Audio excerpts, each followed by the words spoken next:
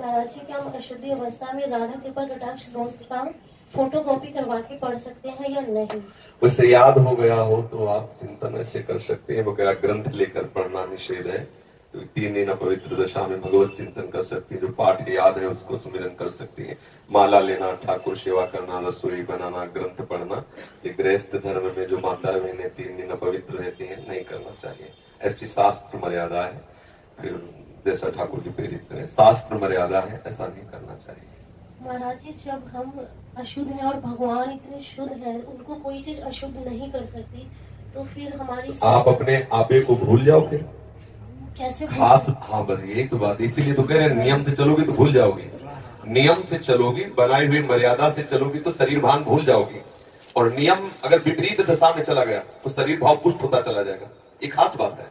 आप एक पत्नी व्रत ले, आप धर्म से चले तो आपको वैराग्य हो जाएगा, आपकी वासना नष्ट हो जाएगी।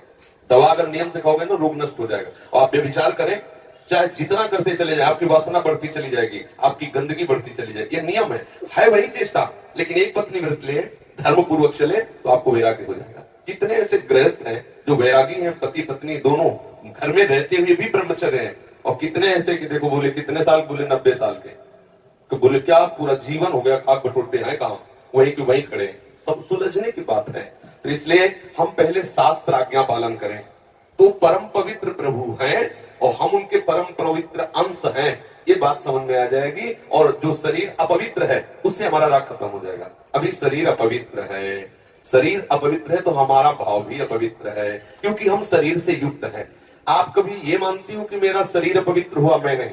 उस समय यही रहता है कि मैं अपवित्र हूं, रहता है ना। मैं जैसे हम शौचालय से निकले तो हम ये नहीं मानेंगे कि मैं आत्मस्वरूप हूं, मेरा शरीर अपवित्र है लेकिन मैं पवित्र हूं।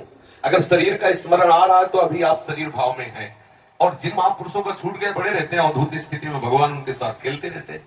उस स्थिति तक पहुंचने के लिए हमें तर्क छोड़कर शास्त्र आज्ञा पालन करना पड़ेगा। शास्त्र की कृपा से, गुरु आज्ञा की कृपा से वो स्थिति आ जाती है जब शरीर भाव से ऊपर उठ के फिर क्या, फिर तो कोई परेशानी नहीं। चाहे लघु शंका की पड़े हो, चाहे शौच के पड़े हो, शरीर अपवित्र है लेकिन वो परम पवित्र प्रभु में रमण कर रहा है। अभी हमारी दशा ऐसी नहीं है।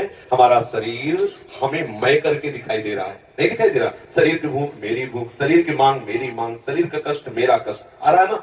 बस इस राग से छूटने के लिए शरीर को सिद्धांत में बांध दो। तस्मात् शास्त्रम प्रमाणम दे, कार्यो क्या करना है क्या नहीं करना, इस शास्त्र के अनुसार चलो तो शरीर का राग खत्म हो जाएगा। इसका परिणाम होगा शरीर से राग खत्म हो जाएगा। आप पवित्र रहिए तो आपको शरीर से वैराग्य हो जाएगा। ये खास बात है। शास्त्र की आज्ञा पालन कीजिए तो आपको शरीर संसार से वैराग्य हो जाएगा। और शास्त्र के विरुद्ध चलिए तो आप रागी हो जाएंगे, आप आसक्त हो जाएंगे, ये आपको दंड होगा। शरीर संसार की आसक्ति वही तो आपको जलाती, वही तो आपको जन्म मृत्यु के चक्र में फंसाती है। समझ गए बच्चा? अच्छी, जब हम भगवान के लिए प्रसाद नहीं बना सकते, उनको भोग नहीं पवा सकते बच्चा, इसीलिए इस शरीर से घृणा करनी है। धिक्कार है ऐसे शरीर को जो प्रिया प्रीतम से बिलक करता है, तभी तो शरीर से राग खत्म होगा। ये अपवित्र शरीर जो हमें प्रभु की सेवा से छुटवा दे, ऐसे शरीर से क्या राग करना। धीरे धीरे शरीर के प्रति हे भाव हो जाए। जन्म मृत्यु जरा व्याधि दुख दोषानुदर्शनम, भगवान ने गीता जी में कहा, शरीर के प्रति हे भाव होने लगता है। क्या बलमूत्र का भांड है, छोड़ो इससे राग। धीरे धीरे धीरे वो अपने स्वरूप में स्थित हो जाए। अभी इतना ममत्व है शरीर में, कोई ऐसे छूले तो एकदम ऐसा नहीं होता। तुमने हमें ऐसा कितना अपना मय पद है। अगर हम ठीक सिद्धांत से चलेंगे तो हम बहुत जल्दी लाभ प्राप्त कर लेंगे। जहां हमारी स्थिति है हम बात उसी स्थिति की करें तो हम बहुत जल्दी आगे बढ़ जाए। होता क्या, हम लोग बात करते हैं छत की, अभी बिल्कुल 100 हाथ गड्ढे में खड़े हैं। बात ये है, शरीर से हमारा संबंध बहुत घनिष्ठ हो चुका है। इतना हो चुका है कि शरीर से हम संबंध किए, ये शब्द भी गलत है। मैं ही शरीर हूं ऐसा है। आप देख लो, कभी दर्पण में तिलक लगाते समय सोचा कि शरीर के मस्तक पर तिलक रचना कर रहे हैं? नहीं। मेरा तिलक कैसा है, यही तो आएगा ना। मेरा रूप कैसा है, मैं ठीक लग रही हूं, लग रहा हूं, ऐसी बातें आएंगी नहीं आएंगी। तो इसका मतलब शरीर राग है। शरीर राग हटाने के लिए शास्त्रीय सिद्धांत स्वीकार करना होगा। जिस समय माता बहनें अपवित्र होती हैं, उस समय वो जो भी भोग बनाती है, वो शास्त्र के अनुसार कह रहा हूं कि जो ब्रह्म हत्या देवराज इंद्र को लगी थी, उसी के 4 विभाग किए गए थे। पहला विभाग स्त्री को दिया गया था और उसके साथ वरदान भी दिया गया था कि उसी अवस्था के अंतर्गत वो जब सृजन क्रिया में जाएगी तो संतान उत्पत्ति की सामर्थ्य उसको प्राप्त हो जाएगी। पृथ्वी ऊषर भूमि, जो उसर भूमि है, ये वो ब्रह्म हत्या का एक भाग, उसको वरदान दिया गया था चाहे जितना गड्ढा खोद दिया जाए अपने आप भर जाएगा समय पे। वृक्ष वृक्ष की गोंद जो निकलती है वो ब्रह्म हत्या, और उसको वरदान दिया काटने पर भी पुनः आप हरे भरे हो जाओगे, मतलब समय आने पर आप वृक्ष रूप धारण करो। और जल, जल में ठेन बुदबुदा काई, ये ब्रह्म हत्या के 4 भाग के। और जल को आशीर्वाद दिया गया कि कभी भी कहीं भी पवित्रता होगी तो आप उसमें सम्मिलित होगे, जल छिड़को, आचमन करो, जल के द्वारा पवित्रता। ऐसा 4 वरदान भी उनको अलग अलग दिए गए और उनके लिए विधान भी किया गया है। देवराज इंद्र को जब ब्रह्म हत्या लगी थी तो शास्त्र में मर्यादा चली आ रही है, अगर इसका हम पालन करेंगे तो शरीर से वैराग हो जाए। जैसे अब जो बच्चे वैराग के लिए लिए हैं, भले वो स्त्री शरीर में है, अब उनके लिए नियम खत्म हो गया कि वो 3 दिन अपवित्र रहेंगे तो छुएंगे नहीं, क्योंकि खत्म संसार के भोग राग, संसार का क्रम खत्म। अब वो वैरागी, अब वो 8 पैर प्रभु की सेवा में लगे हैं। पर अपने गृहस्थ धर्म से है, शरीर सुख की कामना से है, शरीर का हम प्रयोग कर रहे हैं अपने इंद्रिय सुख के लिए, तो आप पवित्रता धारण करो जिससे तुम्हारा ये राग नष्ट हो जाएगा। समझ रहे ना?